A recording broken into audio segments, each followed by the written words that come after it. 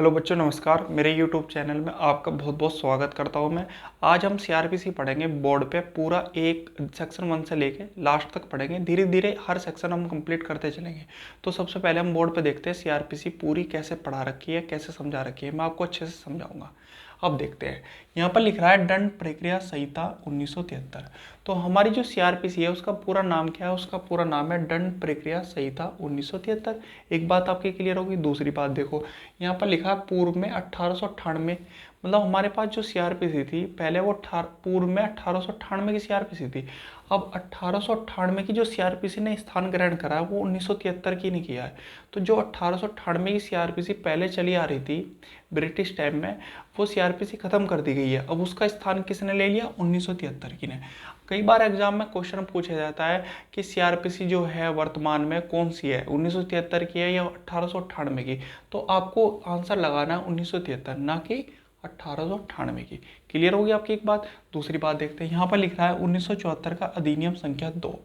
तो हमारी जो सीआरपीसी है उसका एक्ट नंबर क्या है? मतलब सभी जो कानून होते हैं उनकी एक एक्ट नंबर होता है। तो एक्ट नंबर क्या है सीआरपीसी का? सीआरपीसी का जो एक्ट नंबर है वो 2 है। मतलब सीआरपीसी का जो अधिनियम संख्या है वो कितनी है? 2 है। अगर आपको किसी एक्ट के बारे में पता करना है तो उसका एक्ट नंबर पता कर लो, तुरंत निकल के आ जाएगा। मान लो इंडियन पेनल कोड आईपीसी का जो एक्ट नंबर है वो कितना है? 45 है। वैसे आईपीसी कब की है? 1860 की। और एक्ट नंबर कितना है? 45। ऐसे ही सीआरपीसी का जो एक्ट नंबर है वो कितना है? 2। आगे देखते हैं, यहाँ पर लिख रहा है 25 जनवरी 1974 को पारित हुई। मतलब 25 जनवरी 1974 को राष्ट्रपति जी ने सीआरपीसी पे सिग्नेचर करे थे। उस दिन वो बनकर तैयार हो गई थी, फाइनल सिग्नेचर कर दिए थे। तो इस दिन राष्ट्रपति जी ने सिग्नेचर करे थे। तो ये कई बार एग्जाम में पूछा जाता है 25 जनवरी 1974 को क्या हुआ था? उस दिन पारित हुई थी। मतलब सीआरपीसी उस दिन बनकर तैयार हुई थी। तो एग्जाम में कई बार पूछा जाता है पारित पारित की डेट क्या है? तो आपको लगाना है 25 जनवरी 1974। आपका क्लियर हो गया। दूसरा देखते हैं, यहाँ पर लिख रहा है दंड प्रक्रिया संबंधित विधि का समेकन और संशोधन करने के लिए अधिनियम। दोबारा पढ़ देता हूँ एक बार मैं। दंड प्रक्रिया संबंधित विधि का समेकन और संशोधन करने के लिए अधिनियम। तो इसमें आपको कुछ भी समझ में नहीं आएगा, मैं आपको अच्छे से समझाता हूँ। यहाँ पर लिख रहा है दंड, दंड का मतलब होता है सजा, प्रक्रिया का मतलब होता है प्रोसीजर, संबंधित विधि का मतलब होता है कानून, और समेकन का मतलब होता है इकट्ठा करना, और संशोधन, संशोधन मतलब जो समय समय पर हुए सीआरपीसी में, करने के लिए अधिनियम। तो ये अधिनियम कौन सा है? दंड प्रक्रिया संहिता 1973। अध्याय 1 चैप्टर 1 में 1 से लेकर 5 तक धाराएं हैं। तो अध्याय 1 में कहाँ से कहाँ तक धाराएं हैं? 1 से लेकर 5 तक की धाराएं हैं पूरी कंप्लीट। अब इसमें यहाँ पर लिखा है प्रारंभिक। प्रारंभिक का मतलब होता है शुरुआत या स्टार्ट करना। यहाँ पर लिख रहा है धारा 1, इंग्लिश में इसको कहते हैं सेक्शन। तो सेक्शन 1 या धारा 1 बोल सकते हैं आप। यहाँ पर लिख रहा है संचित नाम, विस्तार और प्रारंभ। तो इस क्लोज में लिखा है इस अधिनियम का संचित नाम दंड प्रक्रिया संहिता 1973 है। तो सीआरपीसी के जो संचित नाम है वो दंड प्रक्रिया संहिता 1973 है। एग्जामिनर कई बार आपसे पूछ लेता है दंड प्रक्रिया संहिता का संचित नाम क्या है? तो दंड प्रक्रिया संहिता 1973 ही है इसका पूरा नाम। या कई बार एग्जामिनर पूछ लेता है संचित नाम बताओ, तो आपको लिखना है दंड प्रक्रिया संहिता 1973। सीआरपीसी का पूरा नाम है। अब आगे देखते हैं, यहाँ पर लिख रहा है टू क्लोज। इसका विस्तार संपूर्ण भारत पर है। जो सीआरपीसी है हमारे पास में दंड प्रक्रिया संहिता 1973 की, उसका जो विस्तार है मतलब फैलाव है वो पूरे भारत पे है। पर लेकिन ऐसा नहीं है, पहले 31 अक्टूबर 2019 से पहले ये जम्मू कश्मीर राज्य पे लागू नहीं होती थी। अब 31 अक्टूबर 2019 से जम्मू कश्मीर राज्य पे भी लागू होती है। क्या? सीआरपीसी। सीआरपीसी कौन सी? दंड प्रक्रिया संहिता 1973 की। तो अब देखते हैं, 31 अक्टूबर 2019 से जम्मू कश्मीर पर भी सीआरपीसी लागू होती है, पहले लागू नहीं होती थी। अब यहाँ पर लिख रहा है परंतु। धारा 1 के नीचे एकदम एक परंतु जोड़ा गया। आप सीआरपीसी का बैरेट खोल के देखोगे तो आपको पता चल जाएगा। तो वहाँ पर परंतु लिख रहा है। यहाँ पर लिख रहा है इस संहिता के अध्याय 8, 10, 11 से संबंधित उपबंधों से भिन्न उपबंध, भिन्न का मतलब होता है अलग, उपबंध ख नागालैंड राज्य को, ख जनजातीय क्षेत्रों को लागू नहीं होंगे। एक बात यहाँ पर बोल दी। अब मैं आपको समझाता हूँ, सीआरपीसी में जो धाराएं है वो 484 धाराएं हैं। पूरी सीआरपीसी में कितनी धाराएं हैं? 484 धाराएं हैं। अध्याय कितने हैं? 37 अध्याय हैं सीआरपीसी में। अनुसूची कितनी है हमारे पास सीआरपीसी में? 2 अनुसूची हैं। तो सीआरपीसी में जो चैप्टर है वो 37 चैप्टर है। तो 37 चैप्टर में से आप 3 चैप्टर माइनस कर दो तो कितने बचे हमारे पास? 34 चैप्टर बचे, 34 चैप्टर बचे। तो 34 चैप्टर मतलब 34 चैप्टर नागालैंड राज्य को और जनजातीय क्षेत्रों को लागू नहीं होंगे। क्लियर कर दिया। 8, 10, 11। अब 34 चैप्टर में 3 जोड़ो, 35, 36, 37। 3 चैप्टर जोड़ते कितने चैप्टर हो गए? 37 चैप्टर हो गए। तो 37 चैप्टर में से 3 चैप्टर घटाओगे तो आप नागालैंड राज्य को जनजातीय क्षेत्रों को लागू होंगे 8, 10, 11। पर लेकिन 34 चैप्टर आपके जो है बाकी बचे हुए वो नागालैंड राज्य को और जनजातीय क्षेत्रों को लागू नहीं होंगे। एक बात तो ये ध्यान रख लो। पर ऐसा नहीं है कि लागू नहीं हो सकते, आगे देखेंगे हम। किंतु राज्य सरकार अधिसूचना द्वारा, एक बात यहाँ पर लिखी है किंतु करके, राज्य सरकार अधिसूचना द्वारा, राज्य सरकार एक नोटिफिकेशन जारी करके ऐसे उपबंधों या उनमें से किसी को यथा स्थित संपूर्ण नागालैंड राज्य पे, संपूर्ण पे मतलब पूरे पे, संपूर्ण नागालैंड राज्य पे या ऐसे जनजाति क्षेत्र अथवा उनके किसी भाग पर ऐसे अनुपूरक, अनुशांसिक या प्रमाणिक उपांतरों सहित लागू कर सकती है जो अधिसूचना में निर्दिष्ट की जाए। किसमें की जाए? अधिसूचना में।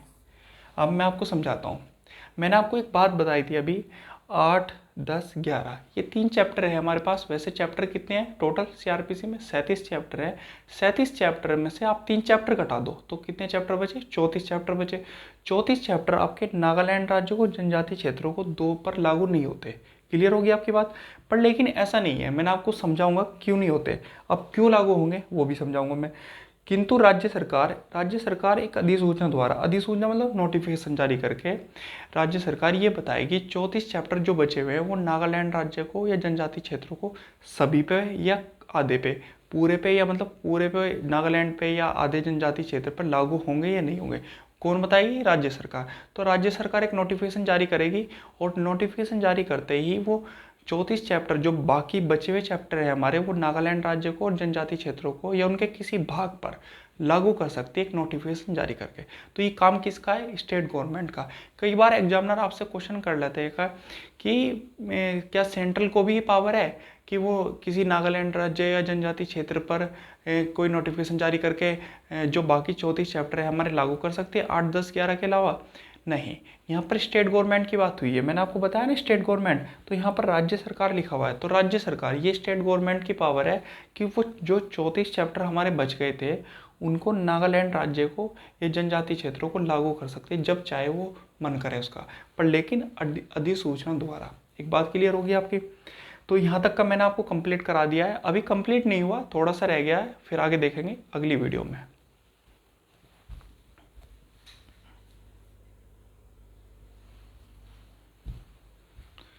देखो बच्चों, अभी हमारी सीआरपीसी स्टार्ट हुई थी तो अभी चल ही रही है, अभी ख़त्म नहीं हुई है। तो सीआरपीसी की धारा 1 के नीचे एक स्पष्टीकरण लिखा है, उस स्पष्टीकरण को हम अच्छे से समझेंगे। तो यहाँ पर लिखा है इस धारा में मतलब धारा 1 में, इस धारा में जनजाति क्षेत्र से वे राज्य क्षेत्र अभिप्रेत हैं जो 1972 की जनवरी के 21वें दिन के ठीक पहले, 21वें दिन के ठीक पहले मतलब 20 जनवरी के दिन के ठीक पहले संविधान की छठी अनुसूची के पैरा 20 में यथा निर्दिष्ट असम के जनजातीय क्षेत्रों में सम्मिलित थे। और यहाँ पर लग गया एक और, एंड जो शिलोंग नगर पालिका की स्थानीय सीमाओं के क्षेत्रों से भिन्न है। भिन्न का मतलब होता है अलग है। तो जो शिलोंग नगर पालिका की स्थानीय सीमाओं के क्षेत्रों से भिन्न है मतलब इन जो शिलोंग नगर पालिका स्थानीय क्षेत्र है उनसे बिल्कुल हटके। तो जो असम यहाँ पर लिख रहा है कि इस धारा में जनजातीय क्षेत्र से वे राज्य क्षेत्र अभिप्रेत हैं जो 1972 की जनवरी के 21वें दिन के ठीक पहले, 21वें दिन के ठीक पहले क्या पड़ेगा? 20 जनवरी के दिन के ठीक पहले संविधान की छठी अनुसूची के पैरा 20 में, छठी अनुसूची के पैरा 20 में क्या लिखा है? छठी अनुसूची के पैरा 20 में, छठी अनुसूची जो है उसके पैरा 20 खोल लेना आप, तो वहाँ पर आपको मिलेगा संविधान के छठी अनुसूची के पैरा 20 में असम राज्य मिलेगा, मेघालय राज्य मिलेगा, त्रिपुरा राज्य मिलेगा। तो ये तीनों राज्य कौन से? जनजातीय क्षेत्र है। तो यहाँ पर लिख रहा है छठी अनुसूची के पैरा 20 में असम के जनजातीय क्षेत्रों में सम्मिलित है और जो शिलोंग नगर पालिका की स्थानीय सीमाओं के क्षेत्रों से भिन्न है। शिलोंग नगर पालिका की स्थानीय सीमाओं के क्षेत्रों से भिन्न, इससे अलग हटके। समझ गया आप मेरी बात? तो असम, मेघालय, त्रिपुरा, ये कौन से राज्य है? जनजातीय क्षेत्र है। ये छठी अनुसूची के पैरा 20 में आपको मिलेंगे। अभी हमारा स्पष्टीकरण कंप्लीट हो गया है सीआरपीसी का। अब आगे देखेंगे, थोड़ा सा बचा है, उसे देखते हैं।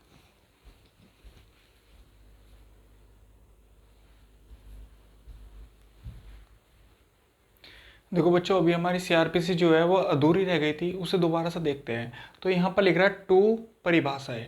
तो टू परिभाषाएं में, टू में जो परिभाषाएं है वो कहाँ तक है? 2A से लेके 2A से लेके 2Y तक आपकी परिभाषाएं है टोटल। टू परिभाषा में जो परिभाषा है आपकी वो कहाँ तक है? 2A से लेकर 2Y तक है। तो अभी हम देखेंगे टू परिभाषाएं के अंतर्गत 2A। तो 2A में क्या लिखा है?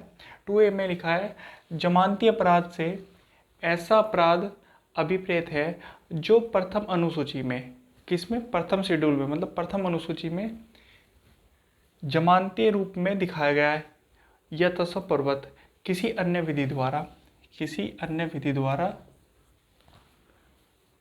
जमानती बनाया गया है और अजमानती अपराध से कोई अन्य अपराध, अन्य मतलब भिन्न अपराध अभिप्रेत है। अब मैं आपको बताना चाहता हूँ जमानती अपराध कौन सा होता है।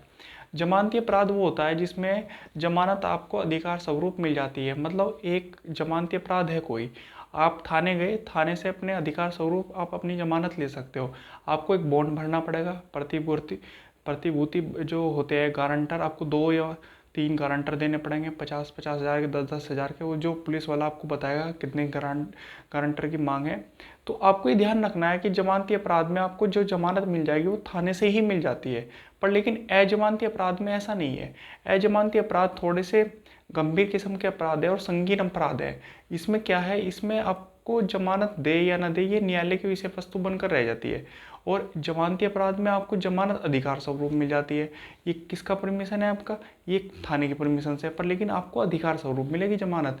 और अजमानती अपराध में आपको जमानत नहीं मिलेगी, ये न्यायालय की विषय वस्तु बनकर रह जाती है, वो आपको जमानत दे या ना दे। तो जमानती अपराध में आपको जमानत अधिकार स्वरूप मिल जाएगी थाने से, एक बात क्लियर है।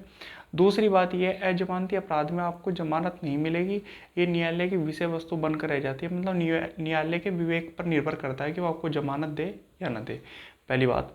दूसरी बात इसमें ये लिखा है यहाँ पर कि प्रथम अनुसूची में मतलब जो जमानती अपराध है हमारे, वो हमारे प्रथम अनुसूची में दिखाए गए हैं। जितने भी जमानती अपराध हैं वो हमारे कहाँ पर दिखाए गए? प्रथम अनुसूची। कभी भी आपको ये पता करना होगा कि जमानती अपराध कौन सा है, आप प्रथम अनुसूची खोलो सीआरपीसी की, आपको पता चल जाएगा जमानती अपराध कौन से है, कौन से नहीं है, एक बात। दूसरी बात ये लिखा है यहाँ पर कि किसी अन्य विधि द्वारा, मतलब किसी अलग कानून में भी ये बता दिया कि जमानती अपराध है, तो कोई बात नहीं, वहाँ पर भी हम देख लेंगे कि जमानती अपराध कौन सा है। तो पहला तो आप प्रथम अनुसूची में चेक कर लो कि जमानती अपराध कौन से हैं। फिर आप देख लो किसी अन्य विधि में, अन्य विधि कोई अलग से कानून है उसमें पता कर लो कि जमानती अपराध ये है। तीसरी बात, अजमानती अपराध से अन्य अपराध अभिप्रेत है। मतलब इसमें लिखा है कि अजमानती जो अपराध है वो इसके अंतर्गत नहीं आता, और जमानती अपराध वो अपराध होता है जिसमें जमानत अधिकार स्वरूप मिल जाती है, थाने से मिल जाती है, यह आपका विवेक अधिकार है, आपको मिलनी चाहिए। पर लेकिन अजमानती अपराध में आपको जमानत नहीं मिलेगी, ये न्यायालय की विषय वस्तु बनकर रह जाती है, न्यायालय के ऊपर उसके विवेक पर आधारित है कि वो आपको जमानत दे या ना दे। क्लियर हो गया? तो आपके जो एग्जाम में क्वेश्चन आते हैं कई बार वो ये आते हैं, जमानती अपराध से ऐसा अपराध अभिप्रेत है जो प्रथम अनुसूची में दिखाया गया है। तो एग्जामिनर आपसे क्वेश्चन करता है कि जमानती अपराध आपका कहाँ पर दिखाया गया है, तो आपको प्रथम अनुसूची खोल के पता चल जाएगा कि आपके जमानत के जो जमानती अपराध है वो कौन से हैं। फिर दूसरी बात इसमें कही कि जमानती के रूप में दिखाया गया है या तत्पूर्वक किसी अन्य विधि द्वारा जमानती बनाया गया। फिर आपसे एग्जामिनर पूछेगा कि अजमानती अपराध प्रथम अनुसूची में दिखाएगा, इसके अलावा कहाँ दिखाएगा, इसके अदर जो दिखाएगा वो किसी अन्य विधि में, मतलब कोई अलग से कानून है उसमें भी अजमानती अपराध या जमानती अपराध बता दिए गए हैं। ये क्लियर हो गया आपका? जमानती बनाया गया और अजमानती अपराध से कोई अन्य अपराध अभिप्रेत है, मतलब कोई अलग से भिन्न। तो यहाँ तक का आपका क्लियर हो गया 2A मैंने आपका क्लियर कर दिया। 2A एक बार मैं आपको दोबारा पढ़ के बता देता हूँ। जमानती अपराध से ऐसा अपराध अभिप्रेत है जो प्रथम अनुसूची में, पहली बात तो ये ध्यान रखिए कि प्रथम अनुसूची में दिखाया गया है, प्रथम अनुसूची में जमानती रूप में दिखाया गया है, प्रथम अनुसूची में बता दिया कि जमानती अपराध कौन सा है। दूसरी बात, यह तत्समर्पक किसी अन्य विधि द्वारा कोई अलग से एक्ट है उसमें बता दिया कि जमानती अपराध ये है, जमानती बनाया गया है। और अजमानती अपराध से कोई अन्य अपराध अभिप्रेत है, अजमानती अपराध से कोई अन्य अपराध अभिप्रेत है, इससे अलग हटके, मतलब भिन्न। ठीक है, तो यहाँ तक 2A की परिभाषा में आपकी स्पष्ट रूप से क्लियर कर दी। अब थोड़ा सा आगे देखते हैं।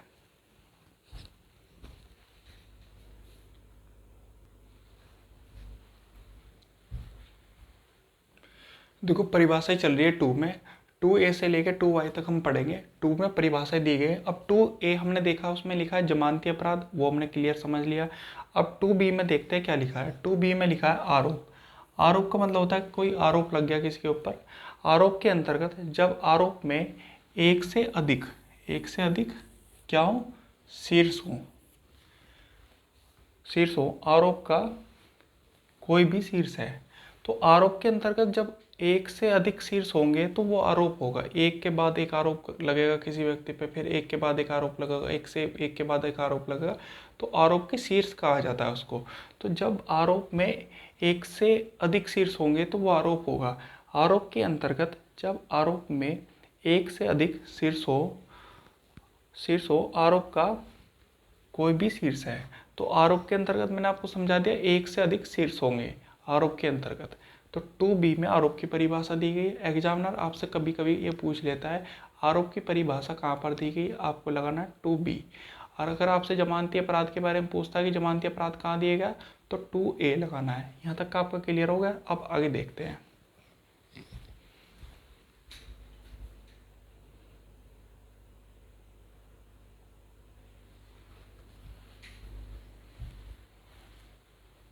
देखो बच्चों, हम CRPC पढ़ रहे हैं, तो CRPC में हम 2 में परिभाषाएं देख रहे हैं, उसमें 2C देखेंगे। अब 2A हमने देख लिया जमानती अपराध, 2B में हमने देखा आरोप, 2C में हम देखेंगे संज्ञेय अपराध। तो 2C की परिभाषा देखते हैं, उसमें क्या लिखा है।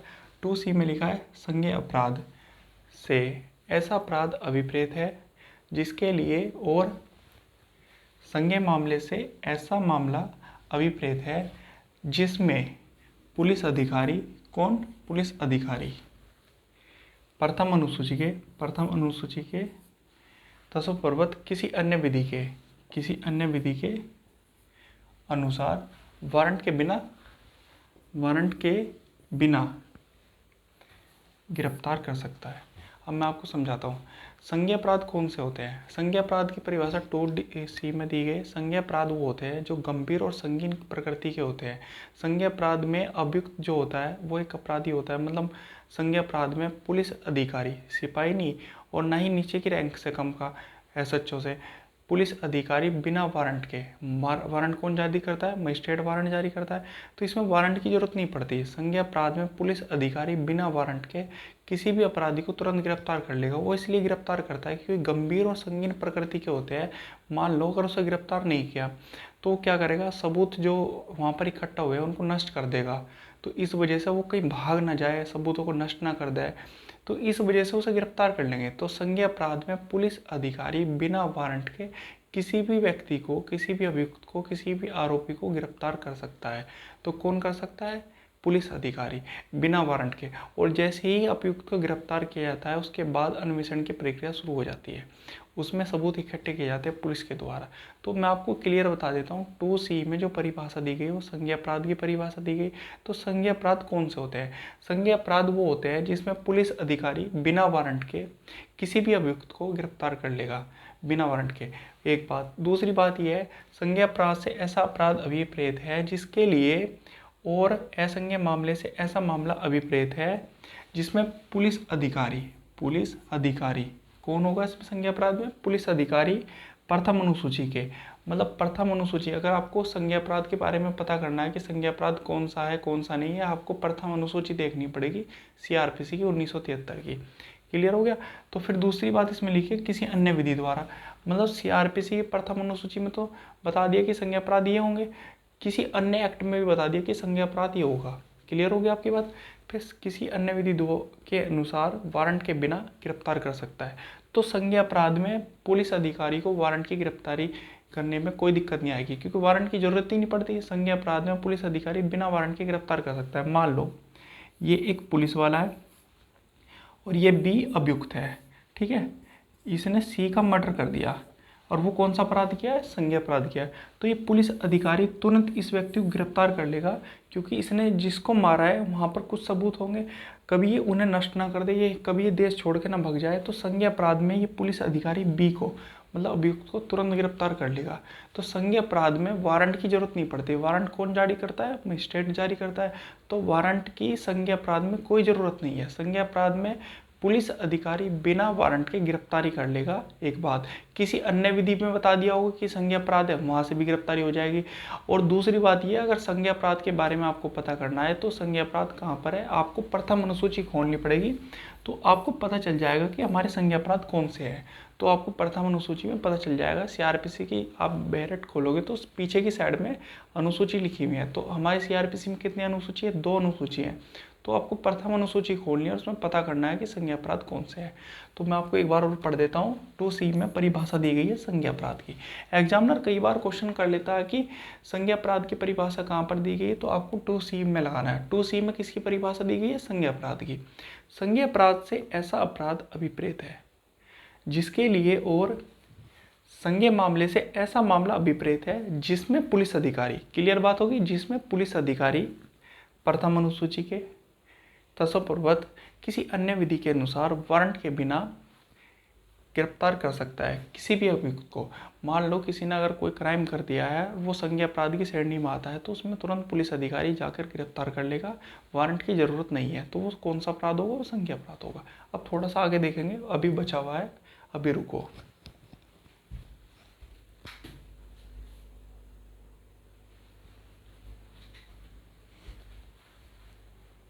देखो बच्चों, हम 2 में कुछ परिभाषाएं देख रहे हैं। तो नंबर 1 से 2A देख लिया हमने, 2A में देख लिया, 2B में देख लिया, 2C में देख लिया। अब हम देखेंगे 2D में।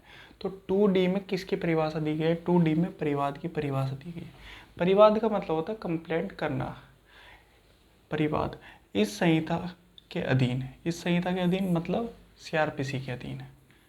इस संहिता के अधीन मजिस्ट्रेट से, मतलब जो मजिस्ट्रेट होता है, जज, मजिस्ट्रेट से द्वारा कार्रवाई किए जाने की दृष्टि से लिखित रूप में, मतलब लिखित रूप में उससे किया गया यह अभिकथन अभिप्रेत है।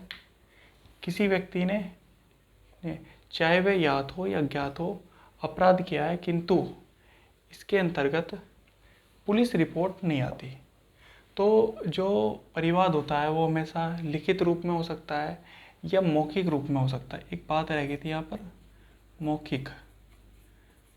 मौखिक रूप में। तो ये बात यहाँ पर रह गई थी, प्लस में है, तो मिस्टेक नहीं होनी चाहिए ना। तो 2D में जो परिवाद की परिभाषा दी है, परिवाद का मतलब होता है कंप्लेंट करना। आप परिवाद में मजिस्ट्रेट से अपनी शिकायत करते हैं, कंप्लेंट करते हैं। तो परिवाद जो होता है वो मजिस्ट्रेट से होता है, लिखित रूप में होता है, मौखिक रूप में होता है, अभिकथन द्वारा होता है। एक बात ध्यान रखना। फिर दूसरी बात होती है इसमें, इसके अंतर्गत पुलिस रिपोर्ट नहीं आती। परिवाद में जो होता है वो पुलिस के अंतर्गत परिवाद के अंतर्गत पुलिस रिपोर्ट नहीं आती। तो परिवाद कहाँ पर है? 2D में परिवाद की परिभाषा दी गई है। परिवाद से इस संहिता के अधीन मजिस्ट्रेट द्वारा कार्रवाई किए जाने की दृष्टि से, मजिस्ट्रेट द्वारा, मैंने बताया ना, परिवाद किससे होता है? मजिस्ट्रेट से होता है, जज से होता है, किए जाने की दृष्टि से लिखित रूप में या मौखिक रूप में, मतलब लिख कर होगा या मौखिक बोलकर होगा, मौखिक रूप में, उससे क्या गया यह अभिकथन अभिप्रेत है। इसमें अभिकथन होंगे जो आपने वर्ड्स अपने लिखे होंगे, अपनी बातें। अभिकथन अभिप्रेत है कि किसी व्यक्ति ने, चाहे वह ज्ञात या अज्ञात अपराध किया हो, किंतु इसके अंतर्गत पुलिस रिपोर्ट नहीं आती। तो परिवाद जो होता है वो मजिस्ट्रेट से होता है, लिखित रूप में होगा, मौखिक रूप में होगा, ज्ञात या अज्ञात होगा, इसके अंतर्गत पुलिस रिपोर्ट नहीं आती, अभिकथन के द्वारा होगा। इसमें अभिकथन प्रेत भी है। तो प्री में जो आपके क्वेश्चन आते हैं तो वह एग्जामिनर आपसे पूछेगा कि परिवाद की परिभाषा कहाँ दी गई, तो आपको लगाना है 2D। तो 2D में परिवाद की परिभाषा दी गई है। दूसरी बात इसमें ये पूछेगा कि परिवाद किससे होता है, तो सबसे पहले आपको लगाना है मजिस्ट्रेट। तो परिवाद हमेशा किससे होता है? मजिस्ट्रेट से होता है। फिर दूसरी बात आपसे पूछेगा कि परिवाद जो होता है वो लिखित रूप में होता है या मौखिक रूप में होता है या इनमें से कोई नहीं। तो आपको लिखित भी लगाना है प्री में और मौखिक भी लगाना है।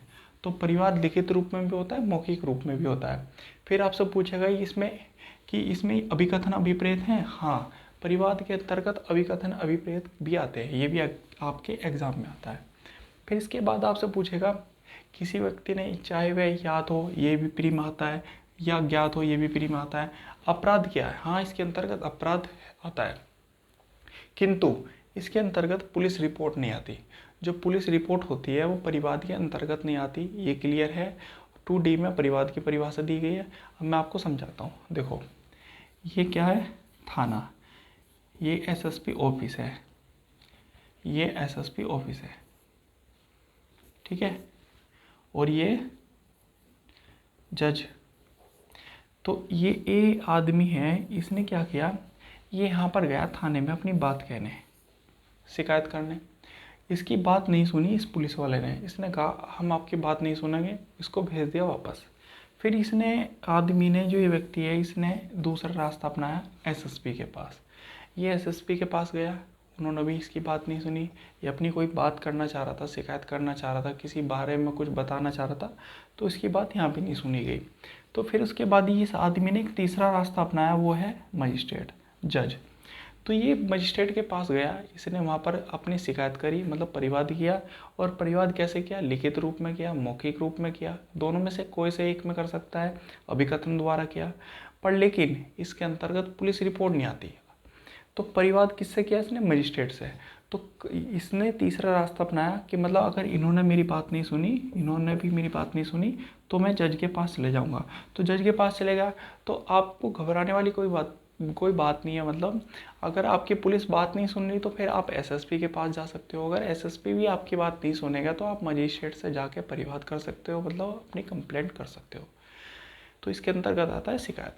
तो परिवाद जो होता है हमेशा मजिस्ट्रेट से होता है, लिखित रूप में होता है, लिखकर, मतलब दूसरा होता है मौखिक रूप में, बोलकर होता है, फिर अभिकथन द्वारा होता है। पुलिस रिपोर्ट, जो पुलिस रिपोर्ट है वो परिवाद के अंतर्गत नहीं आती। ये आपके एग्जाम में क्वेश्चन बना हुआ है कि पुलिस रिपोर्ट क्या परिवाद के अंतर्गत आती है? नहीं आती। 2D में परिभाषा दी गई है परिवाद की। और परिवाद कैसे होता है? लिखकर होता है, मौखिक रूप में होता है, ये भी प्री में आपके क्वेश्चन आता है। अभिकथन होते हैं इसमें, हाँ, वर्ड्स जो आप अपनी बातें लिखते हो वो भी होते हैं। तो परिवाद किससे होता है? ये इंपॉर्टेंट क्वेश्चन है कि परिवाद हमेशा आप किससे करोगे? मजिस्ट्रेट से करोगे। मजिस्ट्रेट कौन सा? न्यायिक मजिस्ट्रेट। तो मजिस्ट्रेट से ही परिवाद होता है, ये बात ध्यान रखना। पुलिस रिपोर्ट परिवाद के अंतर्गत नहीं आएगी। तो 2D में परिभाषा दी गई है किसकी? परिवाद की। यहाँ तक मैंने आपका कंप्लीट कर दिया है। अब थोड़ा सा आगे चलेंगे, अभी कंप्लीट नहीं हुआ, इसके आगे देखते हैं क्या है।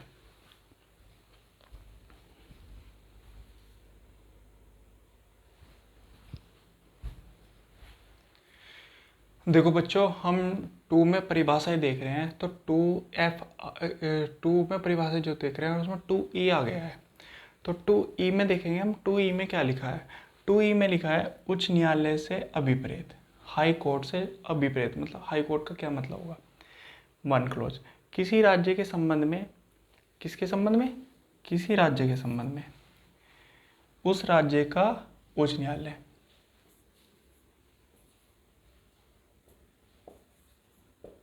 High court. किसी राज्य के संबंध में उस राज्य का हाई कोर्ट, पहली बात तो ये बता दी इसने। दूसरी, किसी ऐसे संघराज्य क्षेत्र के संबंध में, यूटी।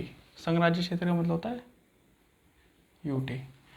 संघराज्य क्षेत्र के संबंध में जिस पर किसी राज्य के हाई कोर्ट की, उच्च न्यायालय की अधिकारिता का विस्तार विधि द्वारा किया गया है, वह उच्च न्यायालय। कोई राज्य है और यूटी पर, संघराज्य क्षेत्र पर किसी हाई कोर्ट का, मतलब किसी स्टेट के हाई कोर्ट का विस्तार विधि द्वारा किया गया है, दूसरे क्लोज में कहा है। तीसरा क्लोज, किसी अन्य संघराज्य क्षेत्र के संबंध में, यूटी कोई अन्य संघराज्य क्षेत्र है उसके संबंध में भारत के उच्चतम न्यायालय से भिन्न, उच्चतम न्यायालय से भिन्न मतलब सुप्रीम कोर्ट से अलग, उस संघराज्य क्षेत्र के लिए, उस संघराज्य क्षेत्र के लिए मतलब यूटी के लिए डांडिक, डांडिक मतलब होता है जिसमें सजा मिलती है, अपील का, जिसमें अपील करते हैं, अपील का सर्वोच्च न्यायालय, सर्वोच्च का मतलब होता है सबसे ऊंचा।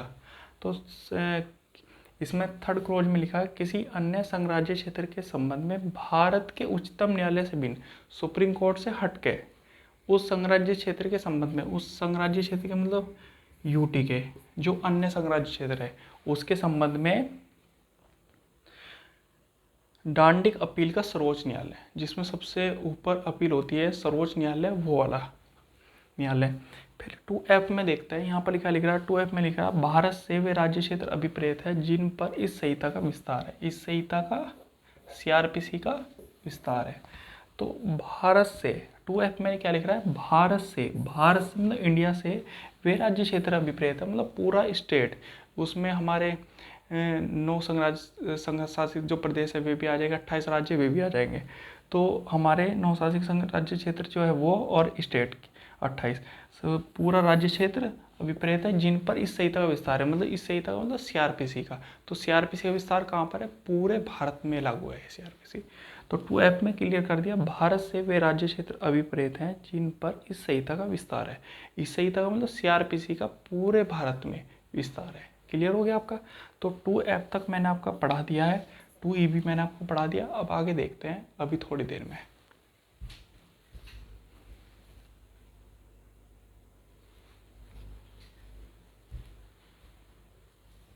देखो बच्चों, आज हम पढ़ रहे हैं CRPC में 2 में परिभाषा दी गई है। अब 2G में देखेंगे हम क्या लिखा है।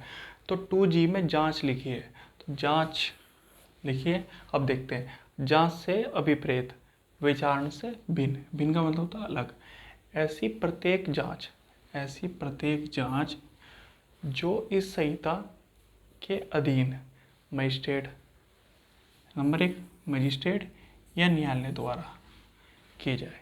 जांच कौन करता है, अब समझाता हूँ मैं अच्छे से आपको। जांच हमेशा कौन करता है, जांच हमेशा मजिस्ट्रेट करता है, पुलिस अधिकारी कभी जांच नहीं करता। एक बात तो ये ध्यान रखिए, जांच हमेशा मजिस्ट्रेट करेगा या न्यायालय करेगा, और जांच के अंतर्गत कभी भी विचारण नहीं आता। 2G में जो परिभाषा दी गई है उसके अंतर्गत बता रहा हूँ मैं आपको।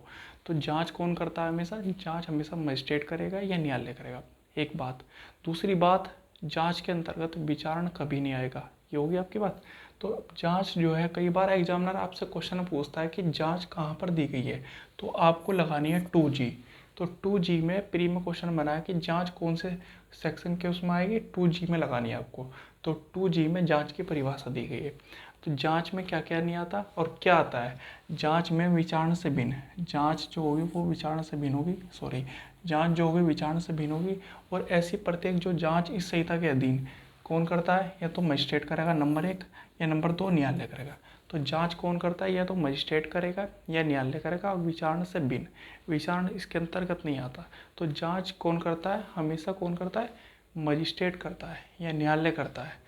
कभी भी जांच पुलिस नहीं करती, एक बात तो ये मेरी जान लो आप, जांच हमेशा मजिस्ट्रेट या न्यायालय ही करेगा, पुलिस तो अन्वेषण करती है। आप मेरी बात समझ गए। तो जांच की जो परिभाषा दी गई थी वो 2G में दी गई थी, मैंने आपको समझा दिया। अब आगे देखेंगे।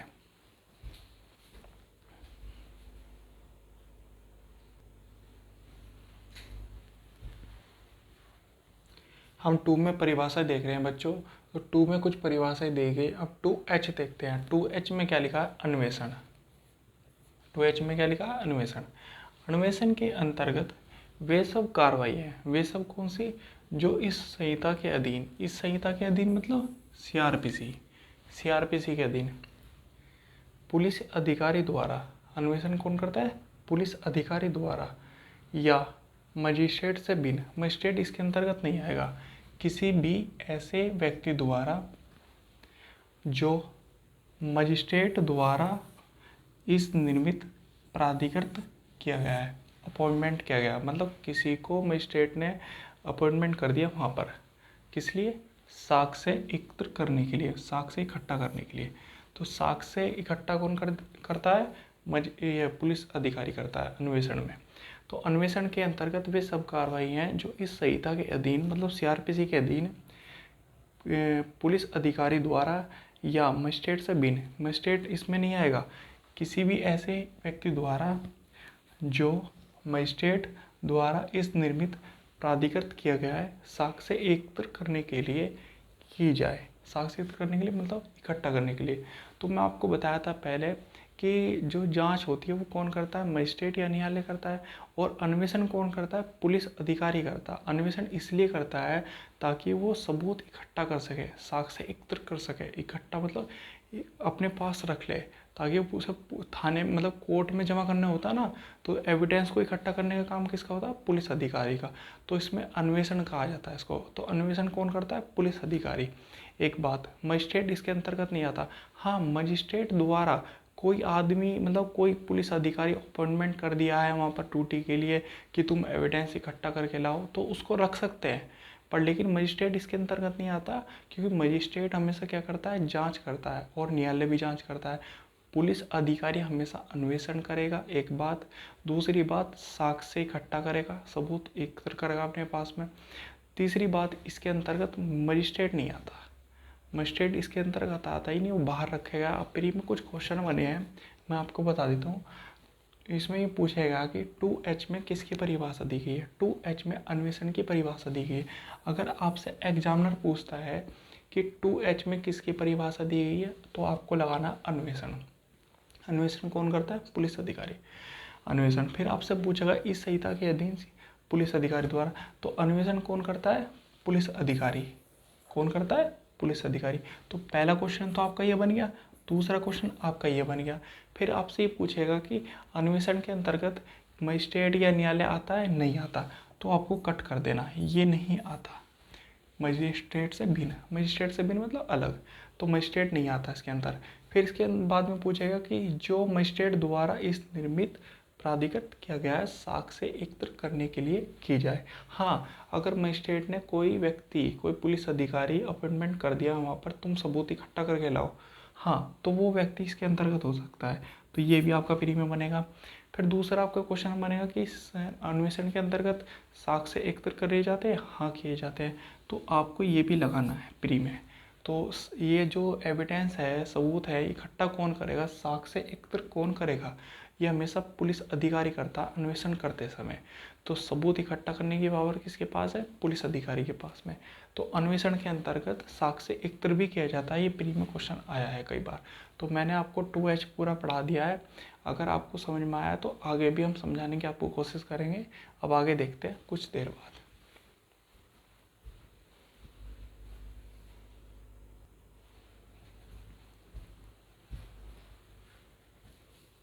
देखो बच्चों, हम पढ़ रहे हैं सीआरपीसी 2 में परिभाषा दी गई हैं कुछ। तो अब हम आगे 2I पे। तो 2I में देखेंगे सीआरपीसी में क्या लिखा है। 2I में न्यायिक कार्रवाई के अंतर्गत कोई ऐसी कार्रवाई है जिसके अनुक्रम में साक्ष्य मतलब एविडेंस, सबूत, साक्ष्य वैध रूप से मतलब सही तरीके से। और जहाँ अवैध लिखा रहता है वहाँ पर गलत तरीके से। वैध लिखा है यहाँ पर, वैध का मतलब होता है सही तरीके से। वैध रूप से शपथ पर मतलब ओथ पर लिया जा सकता है या लिया जाता है। मैं बता रहा हूँ आपको न्यायिक कार्रवाई में क्या आएगा। न्यायिक कार्रवाई के अंतर्गत कोई ऐसी कार्रवाई है, न्यायिक कार्रवाई कहाँ पर होती है, कोर्ट में होती है। उसके अंतर्गत जो कार्रवाई होगी उसके अनुक्रम में जो साक्ष्य लिया जाता है वो हमेशा ओथ पे लिया जाता है। मतलब आपने पिक्चरों में देखा होगा पहले बहुत समय, जो पुरानी पिक्चरें होती थी, जो कहूँगा सच के सिवा और कुछ नहीं कहूँगा। पर लेकिन ऐसा नहीं है कोर्ट में जो सबूत लिया जाता है वो सही वैध रूप में लिया जाता है, और साक्ष्य हमेशा शपथ द्वारा लिया जाता है। इसमें कहा न्यायिक कार्रवाई के अंतर्गत कोई ऐसी कार्रवाई भी है जिसके अनुक्रम में साक्ष्य वैध रूप से किस चीज़ पे लिया जाएगा, शपथ पर लिया जाएगा, या लिया जाता है, लिया जा सकता है। ये क्वेश्चन आपका बना हुआ है इसमें। तो एग्जामिनर आपसे क्वेश्चन करेगा कि 2I में किसकी परिभाषा दी गई है, तो न्यायिक कार्रवाई की परिभाषा दी गई है। ये प्री का क्वेश्चन है, पहला क्वेश्चन आपका ये बन गया। फिर आपसे पूछेगा कि अनुक्रम में आता है इसमें, हाँ आता है। दूसरा क्वेश्चन आपका ये बन गया प्री में। फिर न्यायिक कार्रवाई के अंतर्गत साक्ष्य वैध रूप से शपथ पर लिया जा सकता है, हाँ। तीसरा क्वेश्चन आपका ये बन गया। ये प्री के क्वेश्चन है, आपके एग्जाम में आते हैं और आते रहे हैं, तो इसलिए मैं आपके लिए इतना ही पढ़ाया है इधर। अब आगे देखते हैं कुछ देर बाद।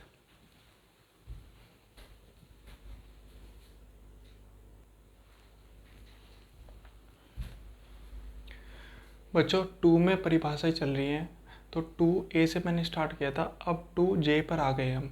एक एक क्लोज को कंप्लीट तरीके से अच्छे से समझेंगे। तो 2J में क्या लिखा है, किसी न्यायालय या मजिस्ट्रेट के संबंध में। पहली बात तो बोल दी, किसी न्यायालय या मजिस्ट्रेट के संबंध में। किसमें? संबंध में। स्थानीय अधिकारिता, स्थानीय अधिकारिता का मतलब ताकत, उसकी जो क्षेत्र की ताकत है उसकी, मजिस्ट्रेट की या न्यायालय की। स्थानीय अधिकारिता से वह स्थानीय क्षेत्र अभिप्रेत है, वह स्थानीय क्षेत्र अभिप्रेत है जिसके भीतर ऐसा न्यायालय या मजिस्ट्रेट इस संहिता के अधीन, मतलब सीआरपीसी के अधीन, अपनी सभी या किन्हीं या तो सारी शक्तियों का प्रयोग या किन्हीं शक्तियों का प्रयोग कर सकता है। कौन करेगा? मजिस्ट्रेट या न्यायालय कर सकता है। और ऐसे स्थानीय क्षेत्र में संपूर्ण राज्य या तो पूरा राज्य आएगा उसके अंडर में, जो स्थानीय क्षेत्र में है न्यायालय या मजिस्ट्रेट का, यह पूरा राज्य आएगा, या लग गया राज्य का कोई भाग समाविष्ट होगा। समाविष्ट होगा मतलब जो राज्य है उसका आधा भाग दे देंगे या पूरा भाग समाविष्ट हो सकेगा, जो राज्य सरकार, स्टेट गवर्नमेंट अधिसूचना द्वारा, नोटिफिकेशन द्वारा निर्दिष्ट करे। मैं बताता हूँ आपको, न्यायालय या मजिस्ट्रेट अपनी जो स्थानीय अधिकारिता है उसका प्रयोग कहाँ तक करेंगे, कहाँ तक नहीं करेंगे। पूरे राज्य में करेंगे, राज्य के समाविष्ट कुछ भाग में करेंगे। तो कौन बताएगा न्यायालय मजिस्ट्रेट को? ये बताएगी स्टेट गवर्नमेंट। एक नोटिफिकेशन जारी करके बता देगी कि न्यायालय की जो पावर है वो इतने एरिया में काम करेगी और मजिस्ट्रेट कितने एरिया में काम करेगी, या पूरे राज्य में करेगी या कुछ समाविष्ट भाग पे करेगी। तो नोटिफिकेशन राज्य सरकार जारी करके बता देगी न्यायालय या मजिस्ट्रेट को कि आपकी स्थानीय अधिकारिता इतनी है। क्लियर हो गया आपका? 2J मैंने आपको क्लियर कर दिया। 2K में देखते हैं क्या लिख रहा है। 2K में लिख रहा है महानगर क्षेत्र। महानगर क्षेत्र वो होते हैं जिनकी जनसंख्या 10 लाख से अधिक होती है। महानगर क्षेत्र से वे राज्य क्षेत्र अभिप्रेत हैं जो धारा 8 के अधीन, धारा 8 अभी आई नहीं, अभी तो 2K चल रहा है, धारा 8 के अधीन महानगर क्षेत्र घोषित किए गए। महानगर क्षेत्र कौन से हो गए? जैसे मद्रास हो गया, अहमदाबाद हो गया, फिर इसके बाद हो गया कलकत्ता हो गया। ये कौन से हैं? ये महानगर क्षेत्र है। तो ये धारा 8 में महानगर क्षेत्र की परिभाषा दी गई है। वो धारा 8 में देखेंगे हम, महानगर क्षेत्र वो होते हैं जिनकी जनसंख्या 10 लाख से अधिक होती है। अगर किसी की जनसंख्या 10 लाख से कम है, वो महानगर क्षेत्र नहीं है। महानगर क्षेत्र में नगर या नगरी समाविष्ट है। ठीक है, तो महानगर क्षेत्र कौन से होंगे? जिसकी जनसंख्या 10 लाख से अधिक होगी। और महानगर क्षेत्र की परिभाषा कहाँ पर दी गई है? वैसे तो 2K में दी गई है। अगर महानगर क्षेत्र को आपको अच्छे से समझना है कि महानगर क्षेत्र कौन से है, तो आपको धारा 8 खोलनी पड़ेगी। उसमें आपको अच्छे से समझाऊंगा जब धारा 8 आएगी। तो आपके एग्जाम में कई बार क्वेश्चन बने हैं कि 2J में किसकी परिभाषा है? किसी न्यायालय या मजिस्ट्रेट की। फिर 2K में परिभाषा किसकी दी गई है? तो 2K में महानगर क्षेत्र की परिभाषा दी गई है। तो एग्जामिनर आपके प्री में क्वेश्चन डालता है कि 2K में किसकी परिभाषा दी गई है? महानगर क्षेत्र की परिभाषा दी गई है। ये आपको प्री में तुरंत टिक कर देना जब आ जाए कि 2K में किसकी परिभाषा है? महानगर क्षेत्र की। ये आपका तुरंत से हो जाएगा। फिर आपसे पूछेगा महानगर क्षेत्र कौन सी धारा में आएंगे, तो महानगर क्षेत्र धारा 8 में आएंगे। ये भी आपको टिक कर देना है। क्लियर होगा आपका? मैंने यहाँ तक पढ़ा दिया 2K तक। 2J भी कंप्लीट कर दिया, 2K भी कंप्लीट कर दिया। अभी आगे देखेंगे, थोड़ा सा रह रहा है।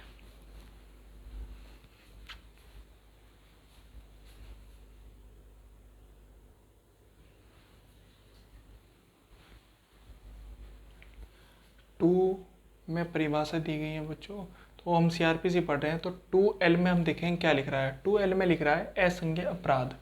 असंज्ञेय अपराध से ऐसा अपराध अभिप्रेत है जिसके लिए, और असंज्ञेय मामले से ऐसा मामला अभिप्रेत है जिसमें पुलिस अधिकारी, कौन? पुलिस अधिकारी वारंट के बिना गिरफ्तारी करने का अधिकार नहीं होता। किसको? पुलिस अधिकारी को। तो असंज्ञेय अपराध कौन से होते हैं? असंज्ञेय अपराध में पुलिस अधिकारी को वारंट के बिना गिरफ्तारी करने का अधिकार नहीं होता।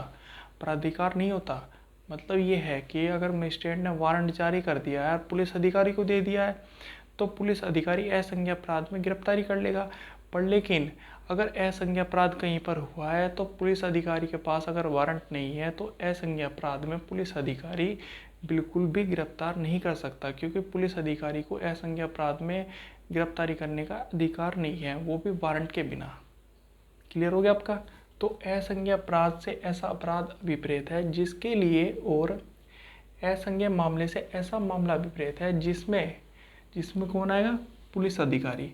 पुलिस अधिकारी वारंट के बिना जब पुलिस अधिकारी पे वारंट ही नहीं होगा तो गिरफ्तारी कैसे करेगा? वारंट के बिना गिरफ्तारी करने का अधिकार नहीं होता। तो असंज्ञेय अपराध में और संज्ञेय अपराध में पुलिस अधिकारी बिना वारंट के गिरफ्तारी कर सकता है किसी भी व्यक्ति की, पर असंज्ञेय अपराध में पुलिस अधिकारी वारंट के बिना गिरफ्तारी नहीं कर सकता। और वारंट कौन जारी करता है? वारंट मजिस्ट्रेट जारी करता है। दूसरी बात यह है, वारंट जो होगा पुलिस अधिकारी के पास तभी वो असंज्ञेय अपराध में गिरफ्तारी कर पाएगा, और नहीं, अगर नहीं होगा तो गिरफ्तारी नहीं कर पाएगा। प्री में आपके एक क्वेश्चन पूछा जाता है 2L में किसकी परिभाषा दी गई है, तो आपको लगाना है असंज्ञेय अपराध। क्लियर हो गया? कभी भी अगर आपसे पूछता है 2L में किसकी परिभाषा दी गई है तो आपको लगाना है असंज्ञेय अपराध। फिर आपसे पूछेगा कि असंज्ञेय अपराध में पुलिस अधिकारी वारंट के बिना गिरफ्तारी कर सकता है? नहीं कर सकता। तो कौन नहीं कर सकता? पुलिस अधिकारी। ये भी आपके प्री में क्वेश्चन आता है, बिना वारंट के गिरफ्तारी करने का अधिकार नहीं होता। किसको? पुलिस अधिकारी को। तो यहाँ तक का आपका हो गया 12 तक। अब आगे देखेंगे कुछ देर बाद।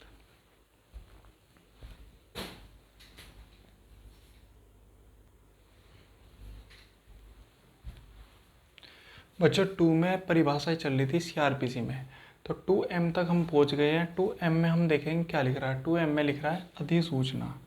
अधिसूचना का मतलब होता है नोटिफिकेशन। अधिसूचना से राजपत्र मतलब होता है गजट। राजपत्र में प्रकाशित अधिसूचना अभिप्रेत है।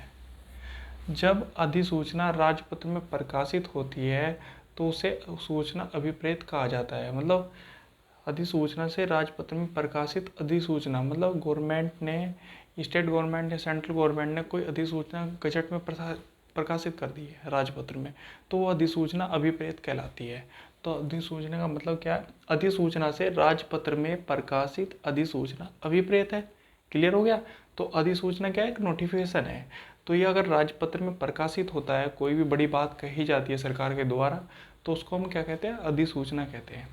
फिर 2N में देखते हैं। 2N में क्या परिभाषा दी गई? अपराध की। अपराध का मतलब होता है ऑफेंस इंग्लिश में। अपराध से कोई ऐसा कार्य मतलब होता है वर्क या लोप मतलब होता है लापरवाही, अभिप्रेत है जो तत्पूर्वक किसी विधि द्वारा, कोई अन्य कानून है उसके अंतर्गत बताया हो अपराध, किसी विधि द्वारा दंडनीय बना दिया गया है। और इसके अंतर्गत ऐसा कार्य भी है जिसके बारे में पशु अत्याचार अधिनियम 1871 की धारा 20 के अधीन परिवाद किया जा सकता है। समझ गया आप? तो अपराध के अंतर्गत क्या आता है? अपराध के अंतर्गत कोई ऐसा कार्य भी आ सकता है, लोप भी आ सकता है, किसी विधि द्वारा मतलब किसी अलग से कानून में अपराध की परिभाषा दे दी हो वहाँ पर भी आ सकता है, दंडनीय बना दिया गया। इसके अंतर्गत कोई ऐसा कार्य भी है जिसके बारे में पशु अत्याचार अधिनियम 1871 की धारा 20 के अधीन परिवाद किया जा सकता है। मतलब अपराध क्या है? अपराध में कार्य लोप। कार्य का मतलब है कि मान लो एक आदमी ने कोई हथियार इकट्ठा किए और उस हथियार से, जो हथियार साधन लिए हुए अपने साथ में, उससे कोई क्राइम करता है तो वो भी अपराध है। और दूसरा लापरवाही का मतलब है कि किसी ऑफिसर को कोई काम दिया कि तुम जाओ और किसी भूमि की चकबंदी करके आओ, और वो वहाँ पर जाने की बजाय, अपनी ड्यूटी को निभाने के बजाय वहाँ से अपने घर चला जाता है, तो उसने क्या किया? लापरवाही। दूसरा मैं आपको ये बताता हूँ, मान लो एक फौजी है, इसको बॉर्डर की सिक्योरिटी फोर्स बना रखा है, मतलब बॉर्डर पे जितनी भी जिम्मेदारी होती है हमारे देश के फौजी पे होती है, और ये फौजी वहाँ से अपनी ड्यूटी से हट के नीचे आके तंबू में लेट जाता है। तो इसने क्या की? लापरवाही की। पर लेकिन हमारे देश के फौजी हैं जो कभी भी लापरवाही नहीं करते और हमारे लिए तत्पर खड़े रहते हैं हमेशा देश पे। तो देश की रक्षा हमारे हमारे फौजी ही करते हैं। असली देश के हीरो कौन है? हमारे इंडियन आर्मी के जो फौजी हैं, हम उन्हें सल्यूट करते हैं दिल से। तो असली हीरो कौन है? Indian army. दूसरी बात, इसमें ये कहा पशु अतिचार अधिनियम 1871 धारा 20 के अधीन परिवाद किया गया। पशु अतिचार अधिनियम जो है एक एक्ट है जिसमें अगर आप पशु के साथ में कोई अत्याचार करते हो, बलपूर्वक उसे दबाते हो, उसे मारते हो, पीटते हो, इतना डरा के रखते हो कि उसके अंदर भय बन जाए। आपने देखा होगा कोई जैसे गंगा स्नान का वो निकलता है, गंगा स्नान पे अपने पशुओं को तेज दौड़ाते हैं, जैसे भैंस झोटा वगैरह ये होते हैं ना, तो उन्हें तेज दौड़ाते हैं, उनके साथ में एक अत्याचार किया जाता है। अगर वो मर जाते हैं तो आप इस एक्ट में फंस जाओगे। कौन से? 1871 की धारा 20 के अधीन परिवाद किया जा सकता है। इस एक्ट में आप आ जाओगे। तो अपराध के अंतर्गत कार्य भी आ सकता है, लोप भी आ सकता है। मैंने बता दिया, लोप का मतलब होता है लापरवाही, कार्य का मतलब होता है वर्क। और किसी विधि कोई अलग से कानून है उसमें यह बता दिया कि अपराध की ये परिभाषा होगी, तो वहाँ पर भी अपराध की परिभाषा मानी जाएगी। फिर इसके बाद ये बताया कि पशु अतिचार अधिनियम एक्ट 1871 के 20 के अधीन इसमें परिवाद किया जा सकता है। हाँ, किया जा सकता है। ये बात मैं अपनी बात से भी सहमत हूँ और बुक की बात से भी सहमत हूँ। फिर 2N में किसकी परिभाषा दी गई है? अपराध की। एग्जामिनर आपसे क्वेश्चन कर लेता है 2N में किसकी परिभाषा दी गई है? अपराध की। और 2M में किसकी दी गई है? अधिसूचना की। ये प्री के क्वेश्चन है, आपको तुरंत लगा देने हैं। मैंने आपको यहाँ तक का पढ़ा दिया है, आगे आप थोड़ा सा चलेंगे रुक के।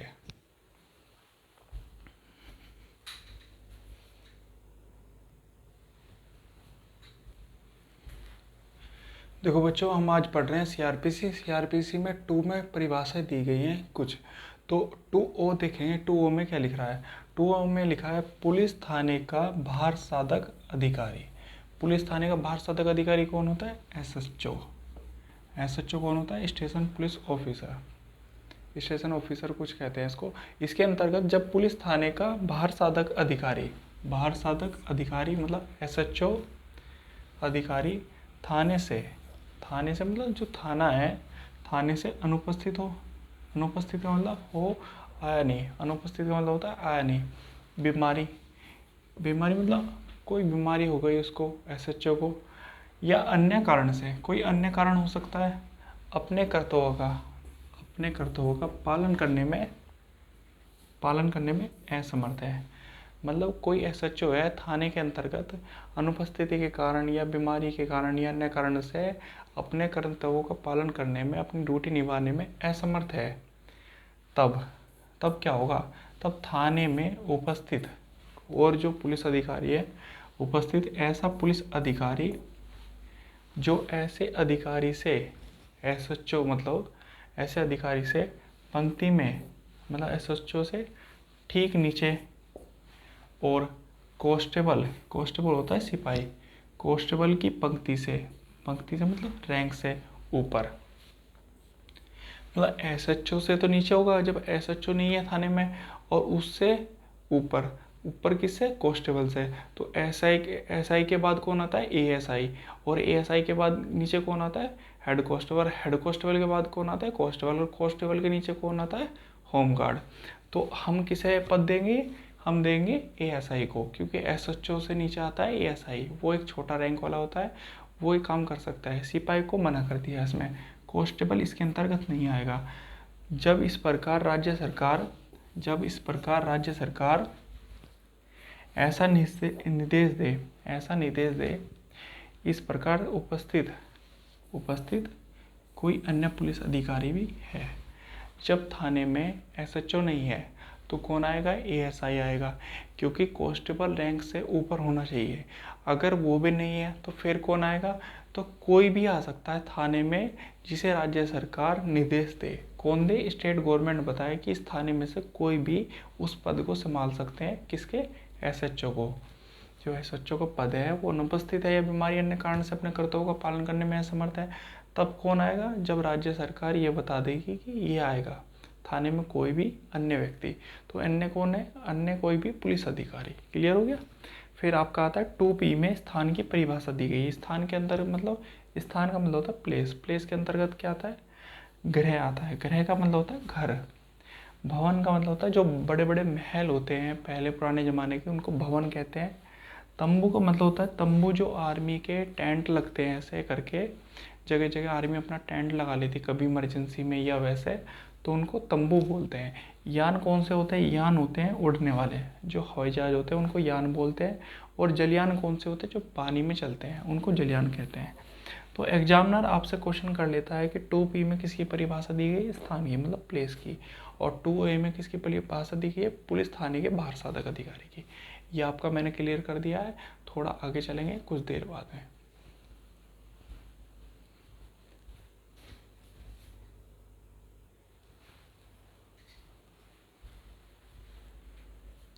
देखो बच्चों, हम पढ़ रहे हैं सीआरपीसी में 2 में परिभाषा चल रही है। 2Q पे आ गए हम।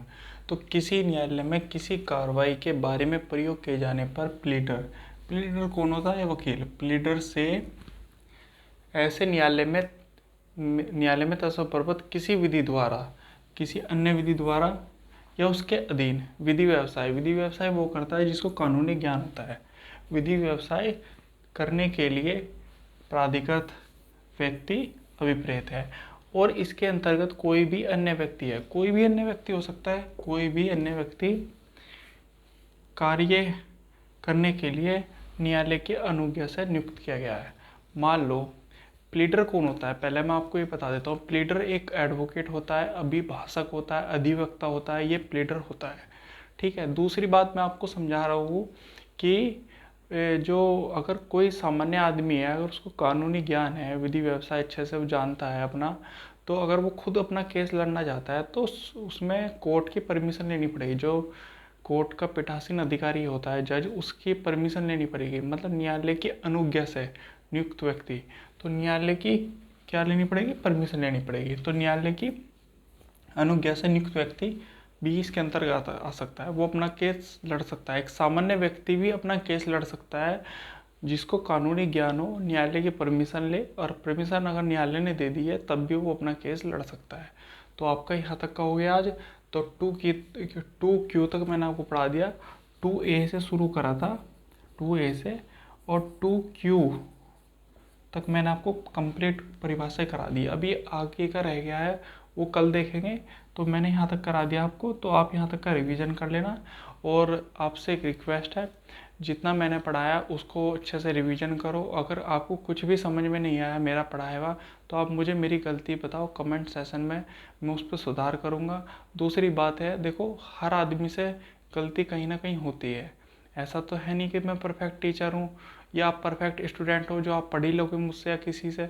देखो हर इंसान को सीखना ही होता है, तो धीरे धीरे वो सीखता है। देखो मैं सुधार करूँगा अपना आप में। जहाँ आपको मुझे कहीं भी मेरी कोई गलती नज़र आती है आप मुझे बताओ, मैं उसमें सुधार करूँगा। परेशान होने वाली कोई बात नहीं है। तो आप प्लीज़ मेरा एक काम करना, मेरे चैनल को सब्सक्राइब कर देना और लाइक कर देना और शेयर कर देना। हाथ जोड़ कर रिक्वेस्ट है, प्लीज़ ज़्यादा से ज़्यादा लाइक करो, सब्सक्राइब करो और शेयर करो प्लीज़। धन्यवाद।